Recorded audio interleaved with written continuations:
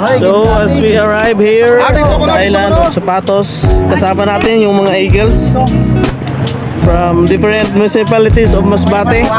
Yan sila, yung mga eagles, fly high eagles. Yan yung ating busing. Yan na po, ito yung na-picture sa eyewitness ni Cara David. Ito yung island kung saan yan, part ng balod, pero naghihirap sila sa pagdating sa tubig na panginom or panglaba. Kaya ang Eagles ngayon ay nagsagawa ng community service to distribute sa mga tubig na inumin nila. So ano, mga ilang containers sir yung dala natin? 500 containers na mineral water. Okay.